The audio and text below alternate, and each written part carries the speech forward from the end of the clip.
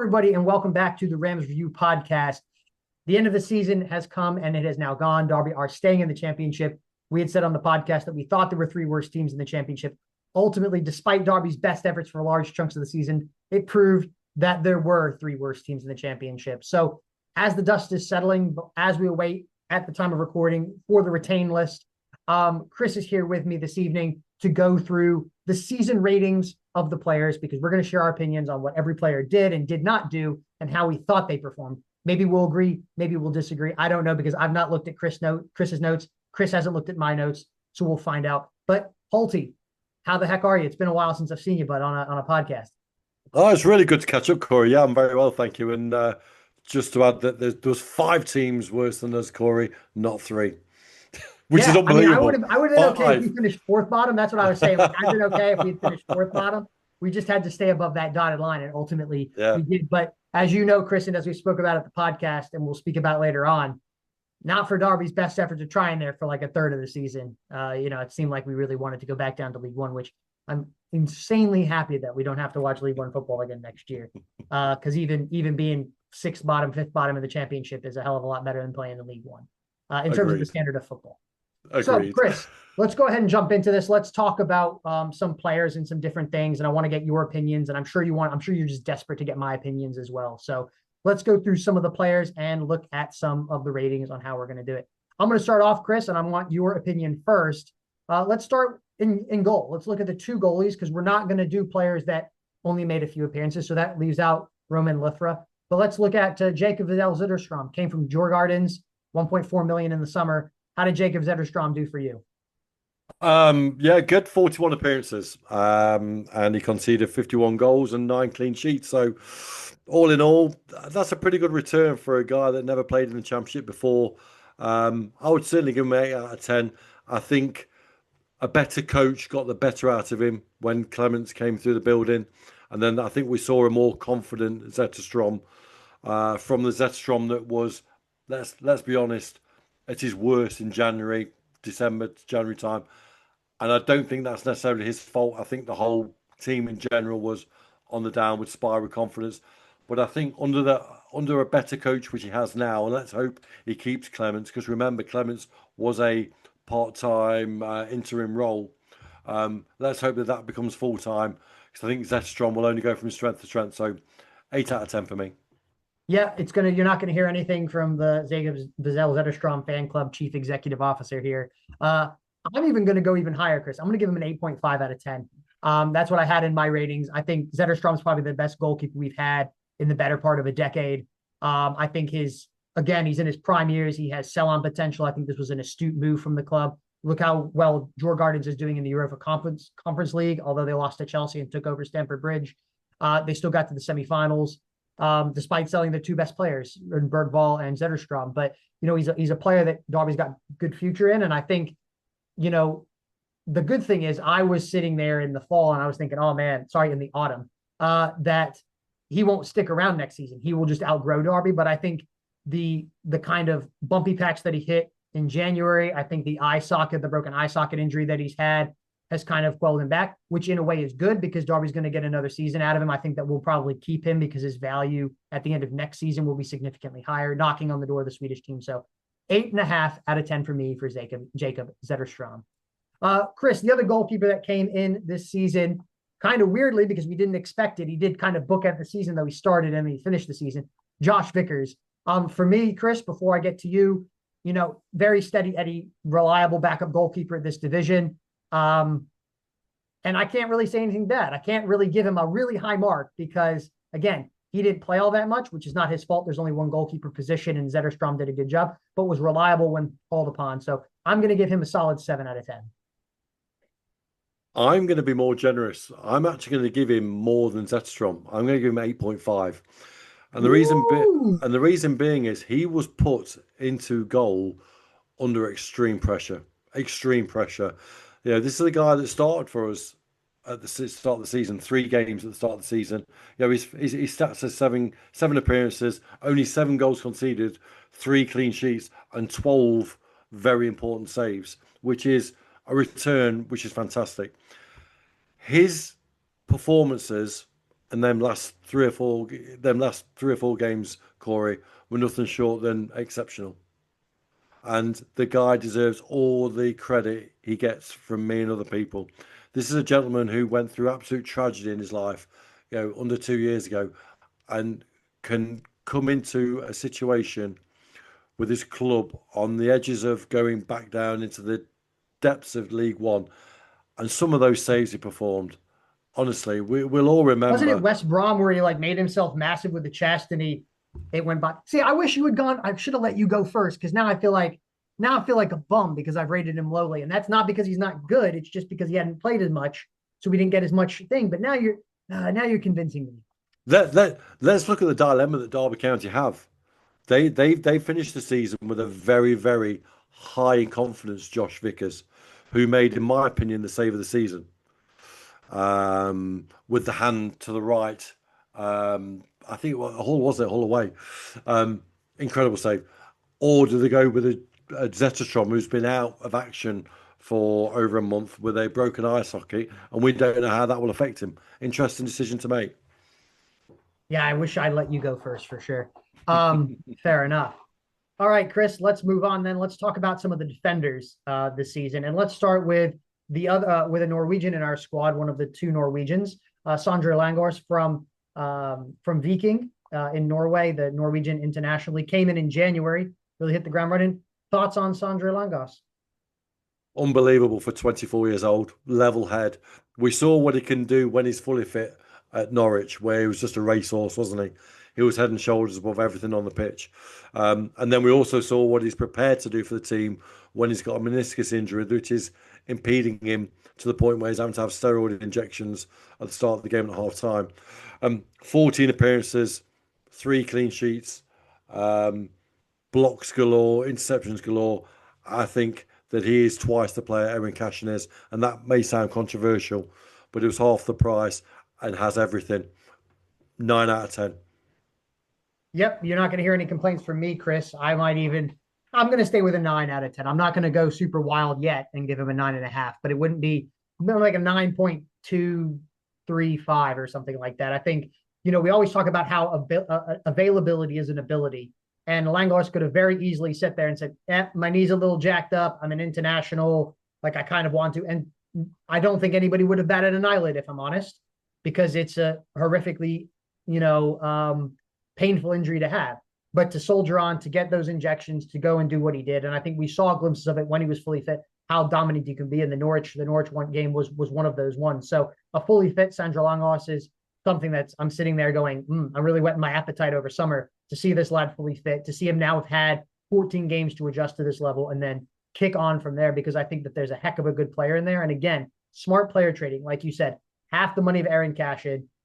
I'm not as big an Erin Cashin fan as what a lot of other Derby supporters are. I think we got great value for him. I'm, not pleased that he's gone because that gives the wrong connotation, but we needed to get that money in. And I think his sell on value, and I think within a season, he could have well outgrown Derby and where we're at aspirationally, and we could flip him for a nice profit. But hopefully we get moving up the table and our aspirations grow together, because I'd like to see him in a Derby shirt long term. Agreed. So Nat Phillips is the next player up here, Chris, on loan from Liverpool, obviously on a massive wage, which we got a favorable deal with from Liverpool. End of his loan, he's released from Liverpool because they're not going to re-sign him. So what are your thoughts on Nat Phillips?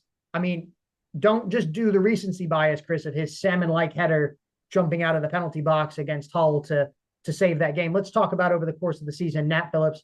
How did you think he did? 33 appearances, 5 clean sheets, 20 interceptions and 29 blocks. Head and shoulders above everything in the last 10 games. Premiership quality. I think Nat Phillips was given a bad turn by the previous management. I don't think they knew what to do with him because their football style didn't suit a guy who could play out from the back, who had played in the Champions League and the Premier League. I'm so pleased that John Eustace got him into the team very quickly. It's hard to believe that this is the most appearances he's played for any team or any season in his career. He's barely mustered over 100 appearances. I see him back at Derby. I think it'll be John Eustace's primary target. I don't think the money will be anywhere near what Liverpool were paying him. unless Nat Phillips is a mercenary and he decides to go to a club that's prepared to offer him that kind of money, either a team that's got relegated from the Premier League this year or a team that's got ridiculous amounts of money. Remember, he's a freebie, so you could offer him 40, 50 grand a week and not pay a fee.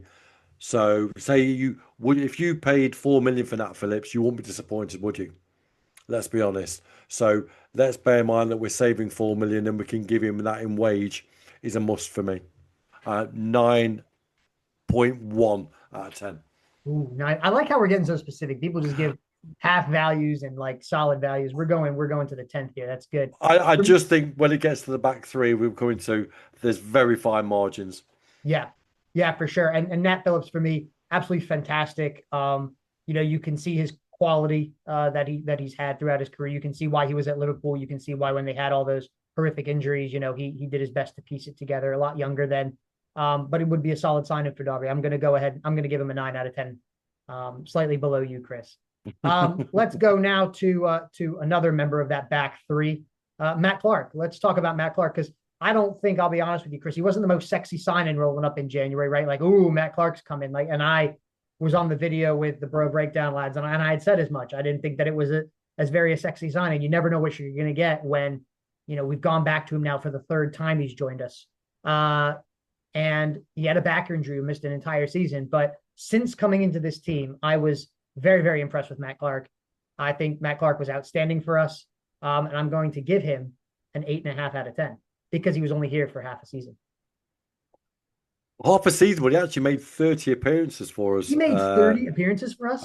According to the website, he made 30 appearances, unless that's including appearances he made at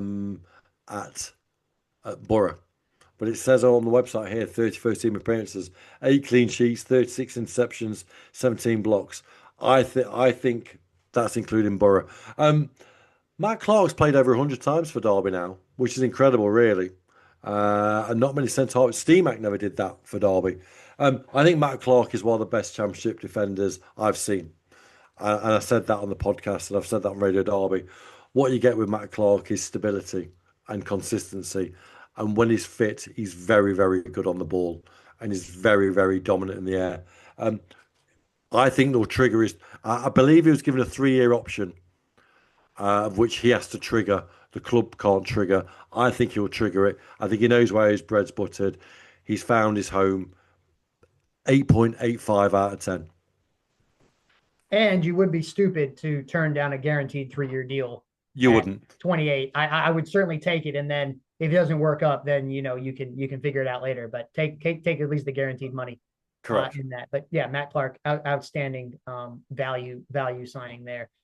Chris, I'm going to go down the list here, and next up is Curtis Nelsen, who is injured currently with an ACL tear. So it's difficult to rate him because we've not seen him under John Eustace. He got injured in that kind of Christmas kind of window. But Curtis Nelsen didn't let us down when he was called upon early doors. And from what I can remember, he's been what Curtis Nelsen has been for Derby. Solid, kind of a rock at the back that we can build upon. It'll be interesting to see where his future lays. But I'm going to go ahead and give Curtis Nelsen because, again, he missed large chunks of the season with a knee injury. I'm going to go ahead and give Curtis Nelsen a 7 out of 10. Yeah, I would agree with you. I'd give him a 7 because Curtis Nelsen was our stalwart, wasn't he, last year? Never missed a game, never missed a minute. And without that consistency, we may not have got to the promised land of the Championship. I think Curtis might have a problem next season. I'm not sure that Eustace might have him stick around because he's going to be, 33 years old. You've already got Forsyth, who we'll come to, who's of that age. And I think Nelsen will be very reliant on whether Phillips or Clark sign. I think if Clark, Phillips, and sign along side by side with Langos, and Foz is the fourth, I'm not sure you need Nelsen as a fifth. So I'll give him 7 out of 10, and I'll be interested to see what happens with the decision made on him. So, Chris, we're gonna go now. We're gonna skip over Eric Peters and Jake Rooney because they didn't really play all that much football. I know you're a big fan of Jake Rooney, but they didn't play all that much football, so it's not fair to rate them. But man, what a 3 minutes from Eric Peters there on the last game. What a 3 minutes. Faultless. Faultless. So we're going to go to now the starting fullback, the left back, Callum Elder. Chris, thoughts on Callum Elder, the Australian. Great player. 30 appearances, 27 receptions and 12 blocks. And I thought when he was fully fit and at his best, he was our best player. And that's including the likes of Langos, Phillips, Elder, was head and shoulders above them. There's a footballer there. The key is whether we can keep him fit because he's clearly got injury issues. He's had it in the past. Otherwise, he would have been a Premier League player in his prime. I'm going to give him 7.5 out of 10. Again, it's an interesting one for John Eustace because could you get better than Elder and more reliable? You could. There's rumours that Derby are targeting a left back as their first choice, and Elder would be second choice. And it's whether Elder would want that. And also, you've got Forsyth for another year who can play that role. Yep, 7.5 for me as well. He would have been rated higher, Callum Elder, except again for the injury issues, which might probably not necessarily his fault, but unfortunately, you have to play consistent games. But when he's fit, obviously a pure starter for us. We are going to go on to someone you've mentioned just twice now, another one in the left back / center half role. And that's Craig Forsyth, the great veteran. He's been at Derby now for about a decade, just over a decade.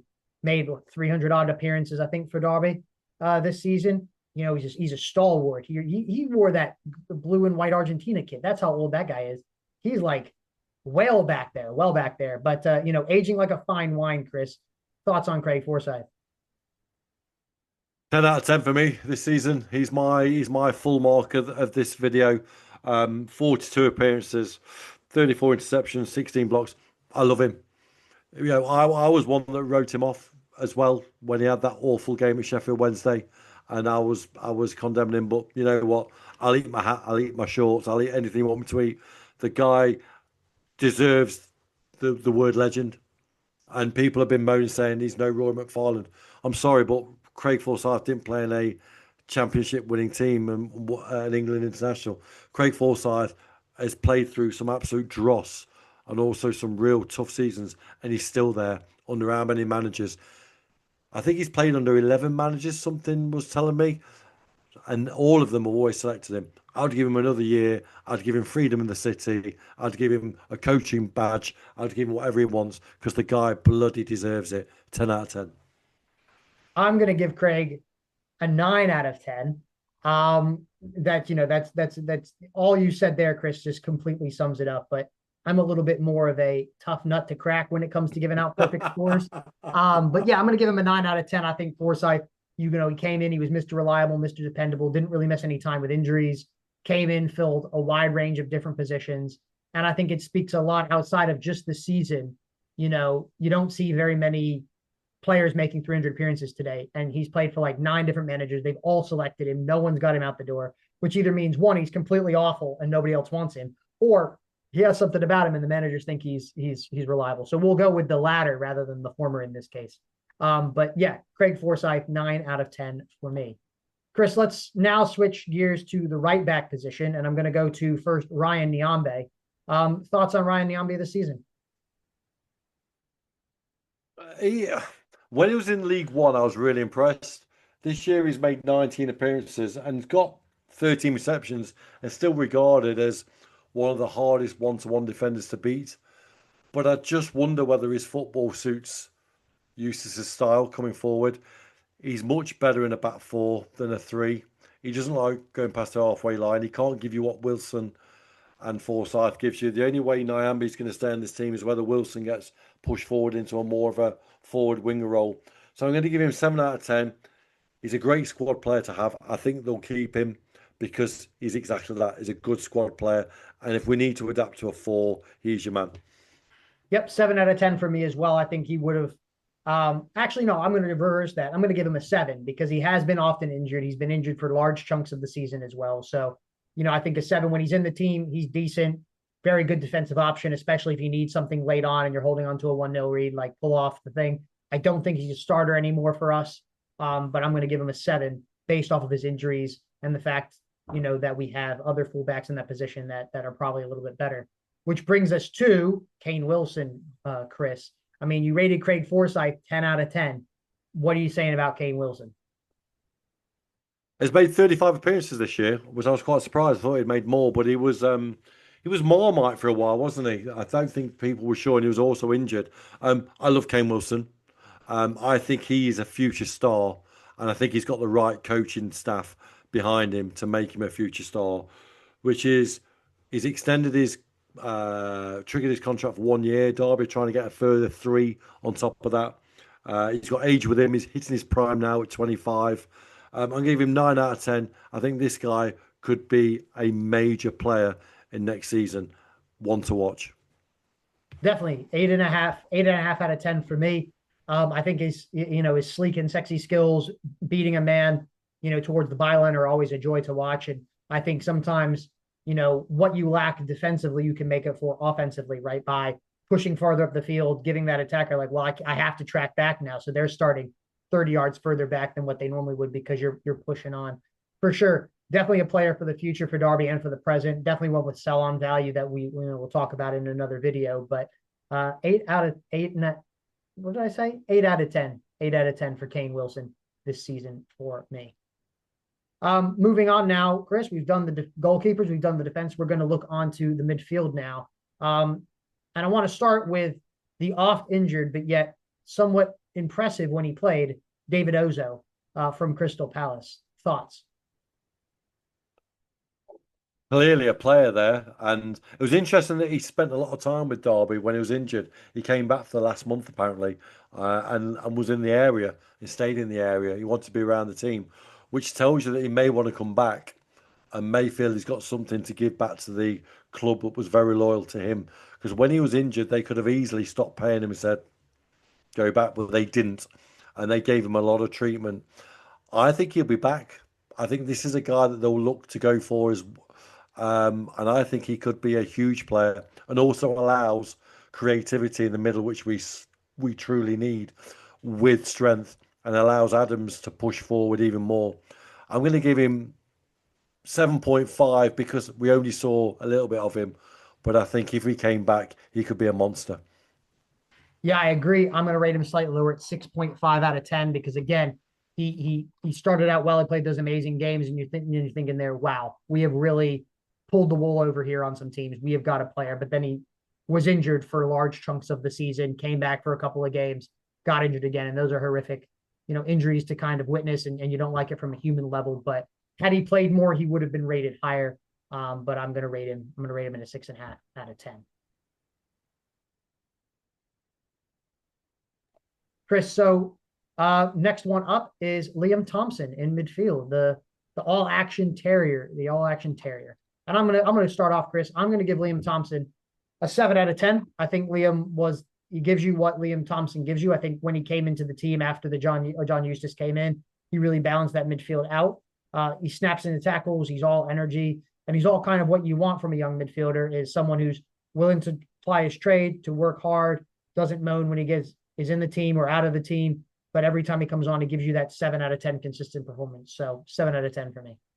I agree, 7 out of 10. This is a player that can really excel in the style of play which we've seen this season, which is not with the ball and chasing the game down. I'm not sure you'll get the same response and productivity off him if we had the ball, which we'll have a lot more next season. So I think he'll be staying as a squad player.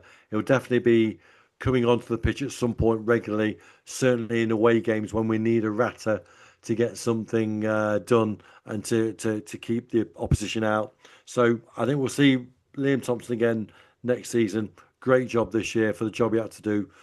To me, was the difference between survival and relegation in the last 3 or 4 games when Eustace made the right choice in taking Mendes back out and putting Thompson in.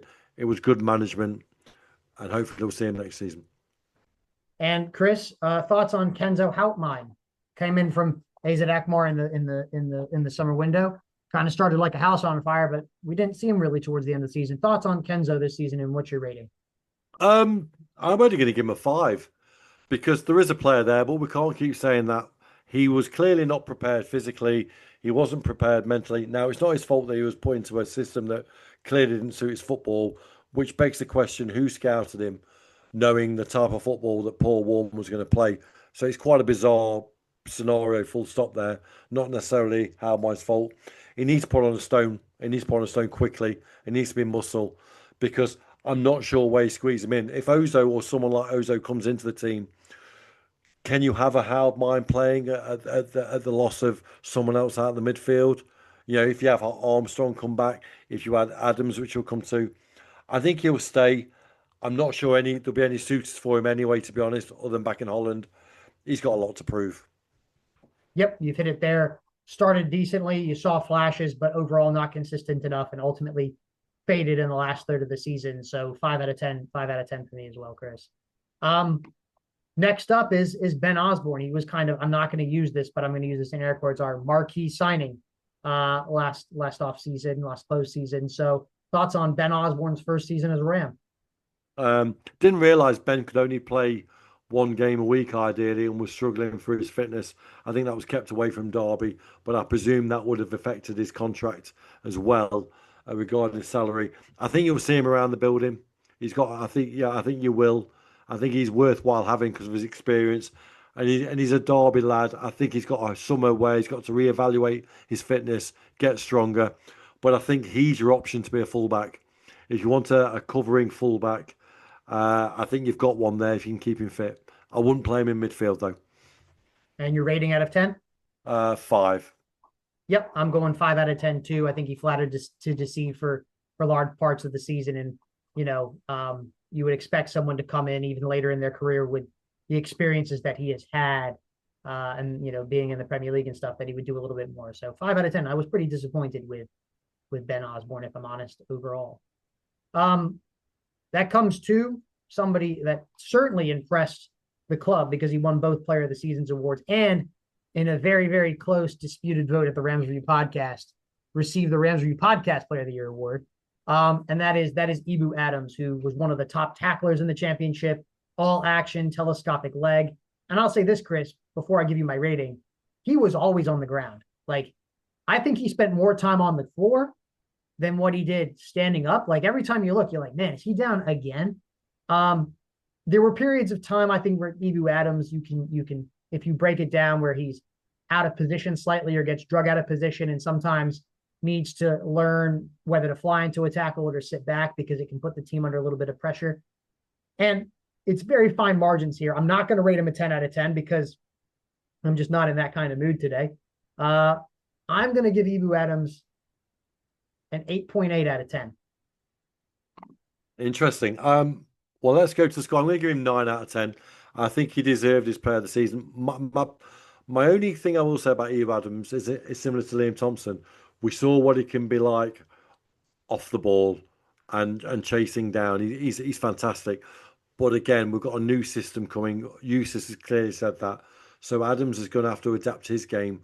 But also we can see that he can play football with that through pass to Mendes at West Brom, which was literally perfect. So I think Adams has had an amazing season. Cardiff's loss is certainly our game. He's a fantastic leader. I think he wears his heart certainly on his sleeve and the badge proudly on his chest. So glad we've got him. Big season ahead for Ibe to adapt slightly to a new system. 9 out of 10. Yep. 9 out of 10 for you, 8 out of 8, 8.8 out of 10 for me. And that's not a knock at Ibe Adams, but I am so much happier with him being the captain, Chris. I think he's a much better representation of this football club in terms of the squad that we currently have to be captain. So, long may it continue, because sometimes you need those legs and that tough tackling in midfield. And he's really, he also jaws a little bit with the other players, which is nice to see from time to time, making sure that people aren't pushovers. Which brings us on to the young player of the season for the Rams Review podcast, which is Loney Harrison Armstrong. Obviously came in January. And you're going to hit me with some bizarre stat that he played like 35 games, and I'm just forgetting like 25 of them. But Harrison Armstrong, he was a player, Chris, that when he signed, I was kind of like, you're signing a kid in a relegation fight? Like, have you looked at the table? Do you know what's going on? And I didn't really expect him to play all that much, but he was kind of like a Fikayo Tomori, where you kind of signed him and you were like, who? Because when we signed Tomori, we were kind of like, he wasn't the jewel of the loanies that we got. But ultimately he blossomed into a heck of a player. And same with Harrison Armstrong. I think it was the game, was it Plymouth, where he like scored that screecher or that peach of a goal? And ultimately fantastic young player and a fantastic young talent Everton had on their hands.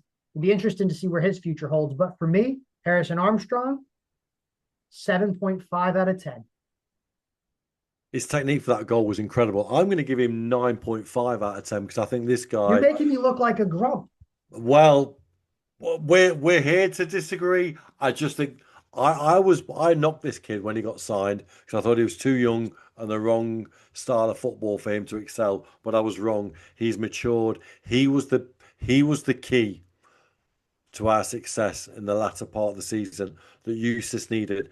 This guy completed 322 passes, which is phenomenal. Bear in mind for a team that never hardly had the ball. This guy is going to be a superstar. He'll be an England player, and I'll put money on it. We're not fans of the recruitment team, me and you, Corey. We know that. We've said that many times. But I put money on there's one person in that recruitment team who's looked at academy football throughout the season and picked Ozo and picked Armstrong. And that person needs to be given a more senior role and a pay rise because he brought. I just have a feeling that Armstrong will be back. He did a promo video with Everton only this week about the new season, the excitement. I just have a feeling he sort of gave the vibe that he wasn't quite ready yet to put himself in the fire pit of Everton Football Club. And I think he just wants one more year. And I think he'll want that year at the Championship with Derby County. 9.5, a gem of a signing. Harrison Armstrong, I should never fall in love with players who are on loan. I always do. You remind me, Leon Osborn. Thank you. You're incredible. Which brings me to a player, Chris, that I don't know, you might have similar sentiments about, and that's Joe Ward. Fullback, vice midfielder. Didn't play all that much. So in which case there's very little to say about Joe Ward. He kind of was there and then he wasn't, and then he was there for a little bit and then he wasn't. I'm going to give Joe Ward a 5 out of 10. I don't think he sticks around. I think he still's got some time on his contract. I don't see him being at Derby next season. I don't think, he's that kind of thing. He's no disrespect to the guy. It's just not worked out. 5 out of 10 for me. Agreed. 5 out of 10. I think the Championship's too big a league for him, to be honest. He'll be a very good top of the league, League One. Wouldn't surprise me at all if he ends up at Milton Keynes on big money. His Instagram was interesting where he thanked the fans and he's got a big summer ahead to get fit and get back in the team. I agree with you. I don't think he'll get that opportunity. I think he's got bigger issues. I don't think his fitness is never going to be right going forward in his career. And I wish him all the best. 5 out of 10. So, Chris, let's go ahead and talk about the next player up, which is a player that I think it's safe to say has divided opinion quite a bit this season. I know I have not been the biggest fan, except for that 1 week where he turned into like prime Messi. And that's Marcus Harness. I think large chunks of the season, we didn't really know what to do with him or where he would play or what the best position was. We tried him on the wing. We tried him as a 10. We tried him as a second striker. We tried him on the other wing. We tried him as a sub. We tried him as a starter. And it was kind of like, what does he kind of do? And what's his positioning kind of thing? Ultimately, he had a hell of a good week where he scored and had a couple assists and turned into prime Lionel Messi and ripped a couple of teams apart, which ultimately was the catalyst to saving our season. And I think it's one of those where it's like, hey, thanks for coming. It's been fun. All the best at Ipswich next season. You'll get a nice applause when they rock up to Pride Park. Marcus Harness. Chris, I'm going to look at this, trying not to look at that 1 week in its entirety, but over the course of the season. I'm kind of on the fence here of the loan kind of didn't work out, but it also kind of did work out. But I'm leaning more towards it could have been a better loan spell for him, I guess, and worked out better for all parties. Ultimately, I think it worked out because we stayed in the division, and ultimately he played a lot of games. But there was just something that I wanted more, and it wasn't forthcoming, and it was a very frustrating watch at times with Marcus Harness. So I'm going to rate Marcus Harness at a 6.5 out of 10, despite playing almost, you're going to give me some insane stat, he played 98 games for us. He played most of the season, but there were large chunks where I was just sitting there and I was like, what do you even do? What do you even do? And that's ultimately why I'm going to have to rate him at a 6.5 out of 10. He probably would have been lower if it wasn't for his form at the back end of the season. And that might seem a little unfair. Even me saying 6.5 out of 10 sounds unfair, but I'm going to stick to my guns here. 6.5 out of 10 for Marcus Harness this season. I agree. I'm going to give him 6.5 out of 10. He had 42 appearances, 4 goals, 4 assists, but only completed 590 passes. I think with Marcus Harness, he had a fantastic game at Plymouth and another couple of teams that I'm struggling to remember. I think Norwich potentially. Um, I think because of the restrictions that Eustace could not bring anybody in, and there was decimation in the squad with injuries, Harness had to play because there was no alternative. There was no plan B behind Harness, and Harness was a plan B himself. I think when he was signed by Warne, he was one of those few players that agreed to come to play for Paul Warne. I think, let's be honest, he wasn't at the top of the list. We have to accept that. I'd be flabbergasted if someone said he was top of the target list because that would have showed you sort of the levels we were recruiting at. I don't see him at Derby next year. I think that he'll go back to Ipswich. I think he'll be released by Ipswich. And I think you'll see him either at the bottom end of the Championship fighting again or at the top of a very good League One club like Lincoln, which would be local to where he lives. Walsall, potentially. Someone where he doesn't have to move. He's a family man. He's very happy, very situated. Burton Albion, he's got history there. May go back there. Thank you for the service, Marcus. Thank you for a vital goal at Plymouth. And I wish you well. Yeah, it's been fun, but thank you. And that's ultimately that's the disappointment because I just don't think you're right, Chris. I don't think he was on anybody's really list because he started the season at Ipswich. He played against Liverpool, and then when you saw him, you're like, wow, this guy made the Premier League roster. Like he's going to come in, and we just flat out didn't see him. So thank you, Marcus. Have a good time. You'll get a good reception when you come back to Pride Park. Chris, another player that kind of came in last January, and we're not going to base it on the last season, but this season, we kind of had big expectations for, at least decent expectations for, and that's Corey Blackett Taylor. And again, I was just looking at the statistics here. He played 13 games overall for Derby and scored 1 goal in all competitions. Corey Blackett Taylor has missed large parts of 18 months now with injuries, and we're not going to count the other 6 because this is a season review. So this season he missed large chunks of time with injuries. He really was a solid starter for either manager. He's never really come on and made a case to be a starter. Again, another poor one for me. I'm leaning towards, I don't want to give him a 4.5 out of 5 because that's not good. I'm going to give him a 5 out of 10. It's an interesting one with Corey Blackett Taylor. If you look at the John Eustace reign, because he became fit and became available at the end of the season, but Eustace didn't want to risk him. Now, we could read into that Blackett Taylor wasn't ready or wasn't fit to play the type of football which Eustace needed, which was, fighters, not victims. Because ultimately, Corey Blackett Taylor could come under that banner as a victim of something that's happened at the football club, whether it's Paul Warne, whether the club is too big for him, whether there is family issues. No one quite knows who Corey Blackett Taylor is still now. And like you said, he's been here 18 months. And we saw that wonder goal, which I believe was home to Norwich. I want to say Norwich. I might be wrong. My memory isn't great. I know it was a wonder goal though, and it was in front of the South Stand, if I believe, at Pride Park. I Yeah, remember I that. think it was Norwich. I'm pretty Yeah, sure they it was all the kind of run second. together. Um, I wonder, it'd be interesting to see what John Eustace's take on him is, because there's definitely a player in there. There's rumours he's after Dolan. There's rumours he's after Poku. There's rumours he's after a couple of wingers.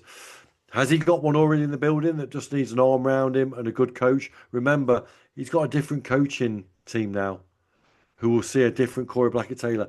I just think there was clearly a clash of personalities between Paul Warne, who wanted to be everybody's friend, and Corey Blackett Taylor, who's probably an introvert and just wants to get on with his own business. So 5 out of 10. My hands are up in the air. Who knows what happens with him? Moving on to a player, Chris, that also played sporadically this season. Tom Barkousen. I know there was rumors of a rift and different things, but Barkousen did come on in the latter games when Eustace took over for a bit of veteran presence and a bit of veteran leadership. But Tommy B overall kind of did not cut the mustard, didn't really pull up any trees this season. I don't see him sticking around. I think his contract's up. I don't see Derby sticking with him. I'm going to give Tom Barkousen also a 5 out of 10, which hurts me because I was big on Tom Barkousen coming to Derby because he has historically done very well in the championship. Obviously, he's getting older, but he was solid. He came on. He didn't really make any mistakes. He had a couple of times where you were like, why don't we bring him on? Because he offers something. You could see a little bit more from him than you did from Blackett Taylor. And you know that there's something in there. But again, the not playing consistently thing is kind of a mark against him. I'm going to give him a 5 out of 10.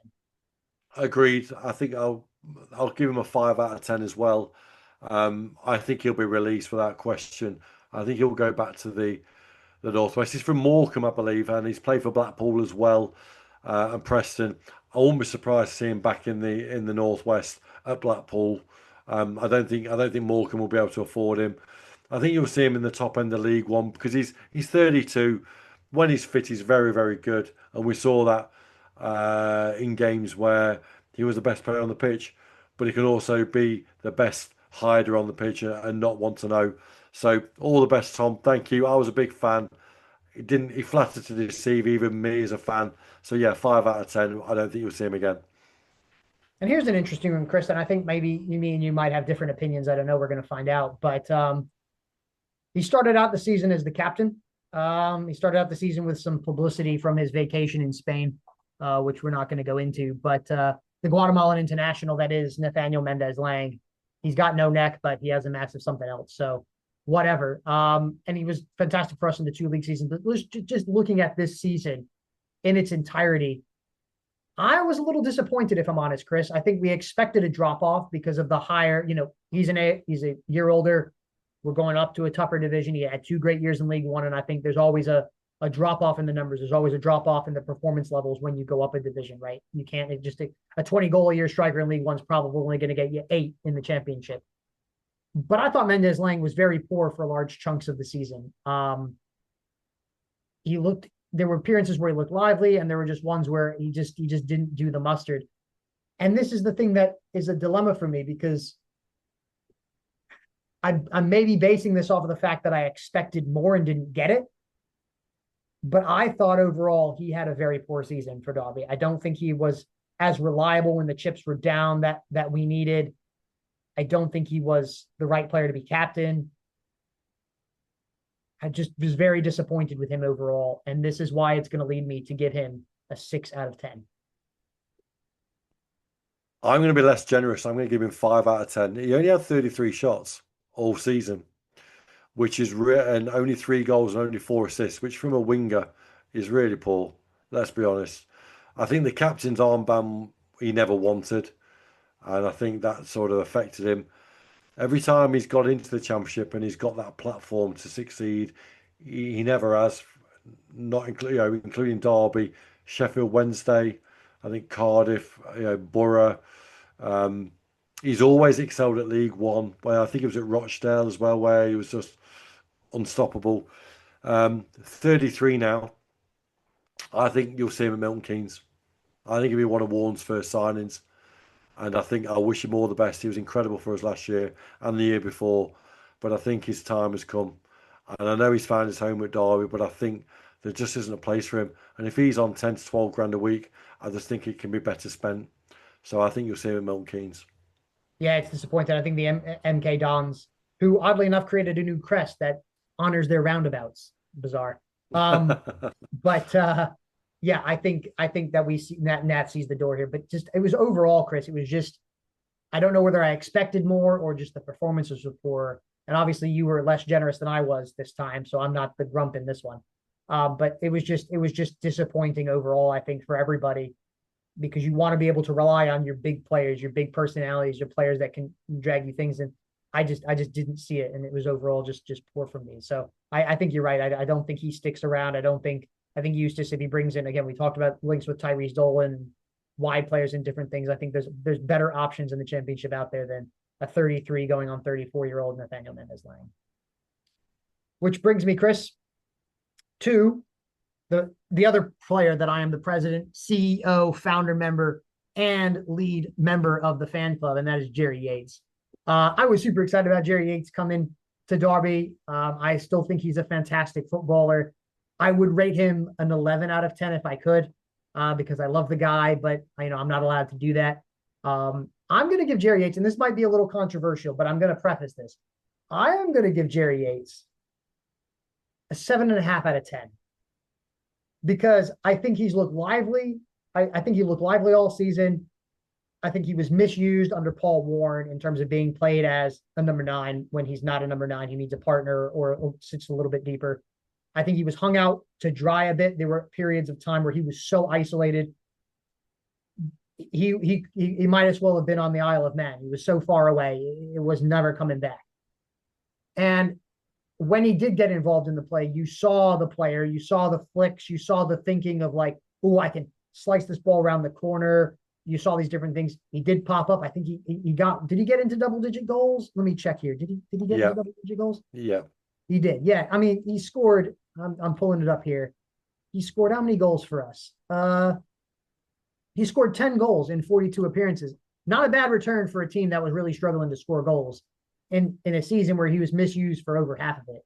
Yeah, solid 7 out of 10, 7.5 out of 10 for Jerry Yates. I think he's a very good player. I wish we would go in for him in the summer from Swansea. I don't think we will. I don't know what your thoughts on that are, but especially when Eustace came in, he looked a lot deadlier in front of goal.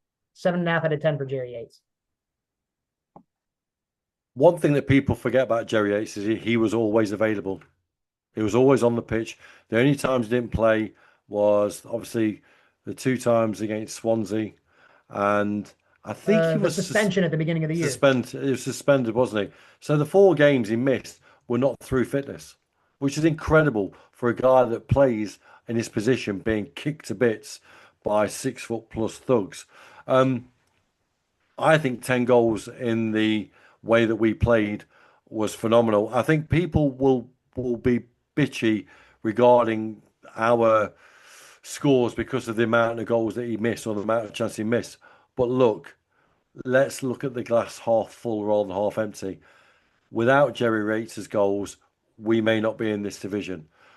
With another 10 Jerry Yates' goals, we definitely would have been higher in this division. I accept that. I think he'll be back. I think Eustace will sign him because I think you get the right person up front with him, whether it's Salverson, whether it's a new guy coming through the doors.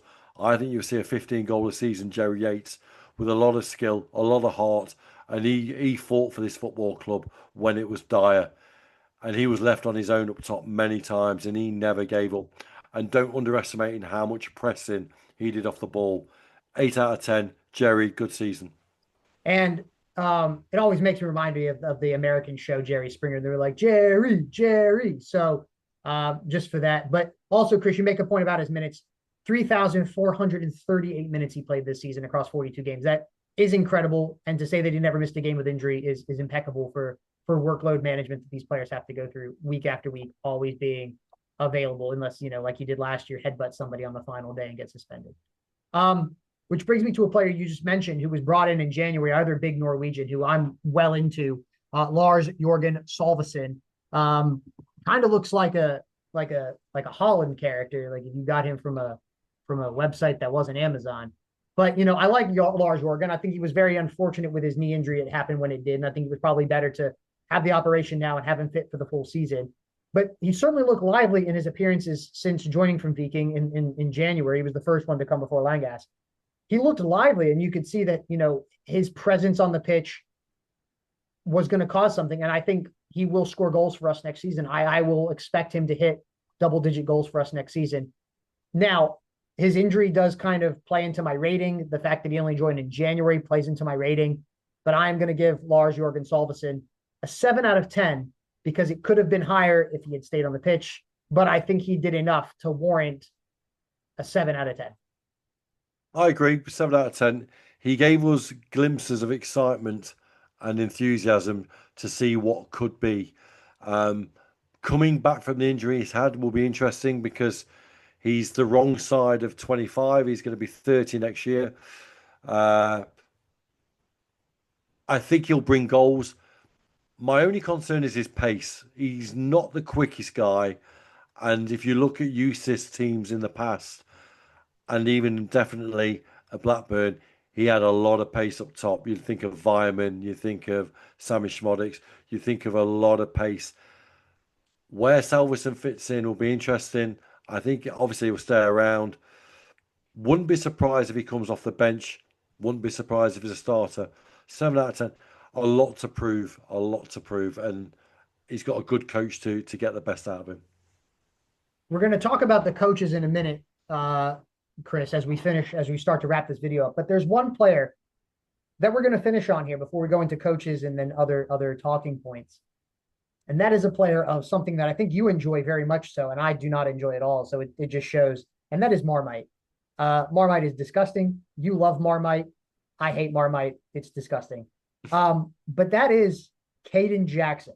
Now, Kaden Jackson was signed on a 3-year deal from Ipswich or whatever, and kind of started like a house on fire. Looked good in preseason, had that great goal against Middlesbrough, ultimately started to fade towards the end of the season when things weren't kind of going whatever, and he kind of looked a bit leggy. But, I'll say this about Kaden Jackson, and I'm going to be brave here because I'm going to rate him, and I don't know what your rating is because we didn't share them ahead of time. But I think that Kaden Jackson did exactly what Kaden Jackson should have done. Yes. Could he have put more balls in the back of the net? Yeah. So could have everybody in the team because that would have helped us out tremendously. I think that pace never leaves you, even when you're off form. I think he was a worker. I think he was a trier. I think he tried to make things happen. I think even when he ran down blind alleys and he was trying to make, he was always trying to make something happen. He was always an all action kind of guy. And I think you need those kind of people in your squad because, again, if you need someone to come on and press, I don't need to be informed to run around and press. There were periods where he looked lost. There were periods where he wasn't very good. And I think there's large swaths of the season where he comes off the bench and you're thinking like, we're a goal down and you're bringing him on. Okay, we're going to run with this and trying to be positive as much as you can. But I don't think Kaden Jackson was as bad as what people thought he was going to, or the amount of stick that he gets. So I'm going to give Kaden Jackson a 7 out of 10. Wow. Okay. We differ completely. I'm going to give him a 5 out of 10. I think he's out of his depth. I think he's a trier. He's got amazing heart, and he scored that great goal against Borough, and also that great header against Luton. I just think this level's too much for him, and I think Eustace had plenty of time with him, and probably thought the same. I think you'll see him in the top ends of League One next year, doing really, really well. And I wish him well, but I don't think you'll see him in a Derbyshire next year. Again, it's a wage that could be probably spent better in other areas. Fair enough, Chris. And so now that we've gone through the playing staff players that played significant minutes for Derby, I want to talk about the two coaches. Let's start with the one that started the season, and that's Paul Warne. What would you rate Paul Warne's season out of 10? 3, 2.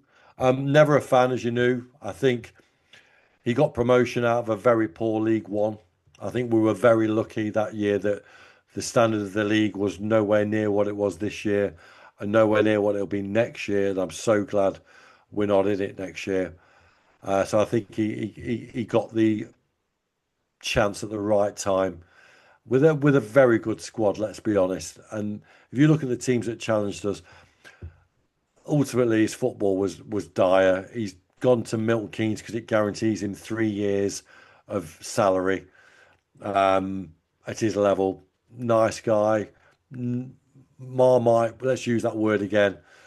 Yeah, just was never a fan. And you can listen to me on the very first day he was signed when I was on Radio Derby, and I said to Ed Dawes, don't get it, not a fan. And I'll stick to that.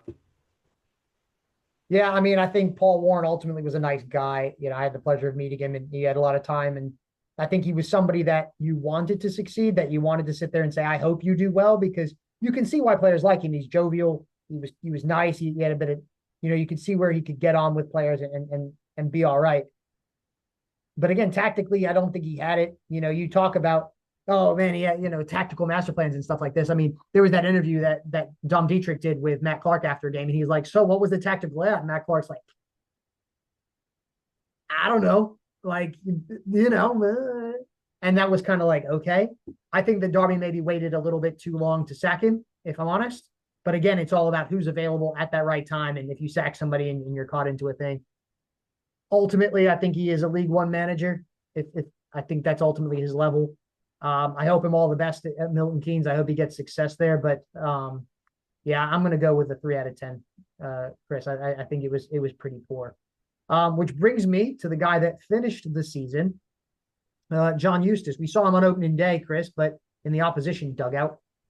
John Eustace out of 10, and thoughts on his reign and his end of the season.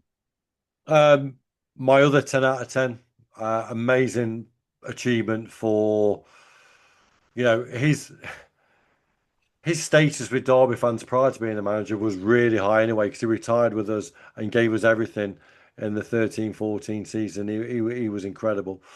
Manager of the season from a couple of other big podcasts as well. His combined total of points was 66, with 2 very under budget squads, which is nothing short of remarkable. Plus the game that he missed as manager of Derby County, which I believe was the one at Norwich when we got a draw, so he could have got a win there. The future was bright. The future's Eustace, and if he gets the backing, which I truly think something big will happen in the summer. I don't know what, but I've just got a feeling something's going to come through the door with money bags. The sky's the limit. It really is. Fair play to the guy.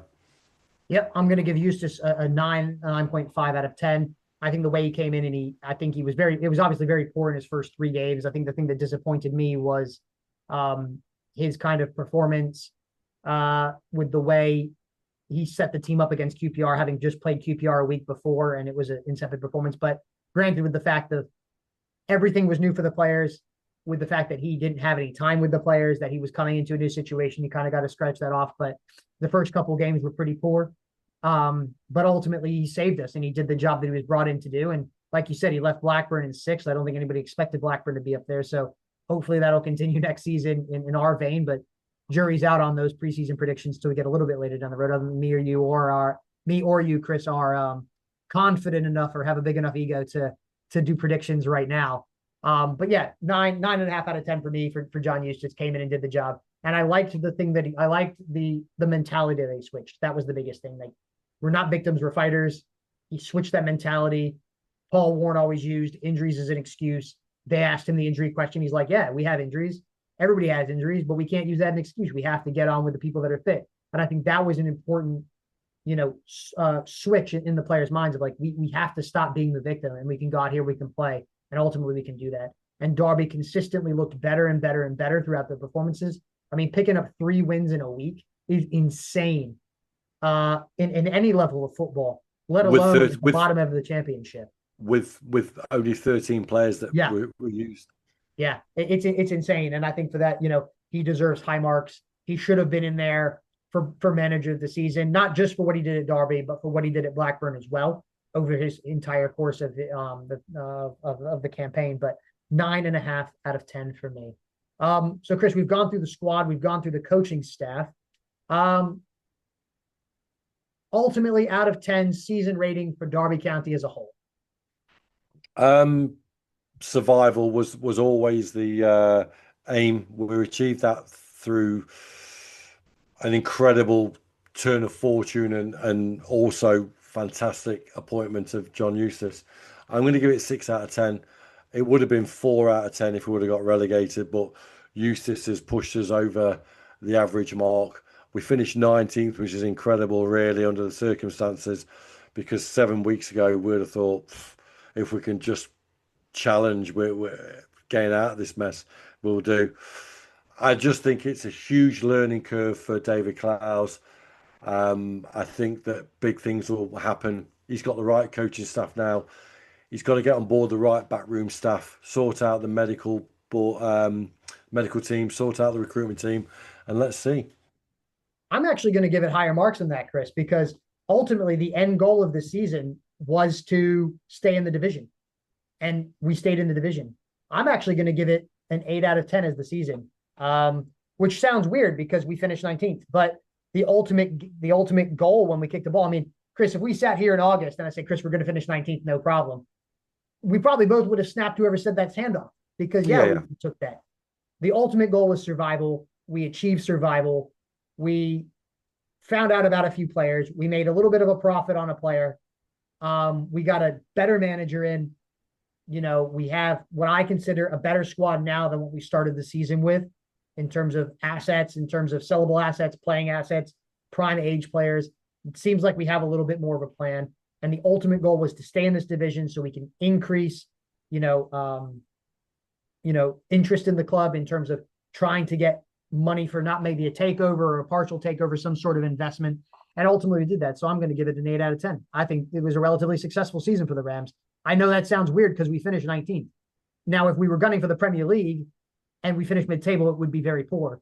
But we weren't. We were aiming to survive, and we did. So for my run, all the aims of the season were met. So, but it's been fun, Chris. I'm glad that we had this conversation. It was a very cathartic experience. I relived some moments that I wanted to. I relived some moments and thought about some players I didn't really want to.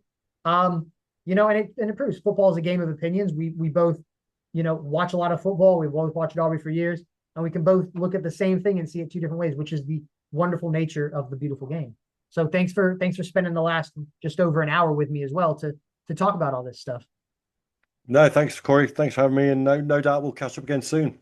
Yeah, we sure will. There'll be loads more content this close season as the Rams, stay in the championship. We've got lots of different pieces in the works, written pieces, video pieces, some social media pieces. So feel free to connect, subscribe on YouTube, follow us on Twitter, subscribe to the podcast. We're going to be coming out. We might take a little bit of a break to catch our breaths here, to relax, maybe, go to the sun somewhere and enjoy a fruity beverage. So we're gonna take a bit of a break, but we're gonna be back with loads more content. Thank you so much for your support throughout this season, and for more. Let us know what we're doing well. Let us know what we're not doing well. We're always happy to turn some and tweak some stuff. So all that's left to say is up the Rams.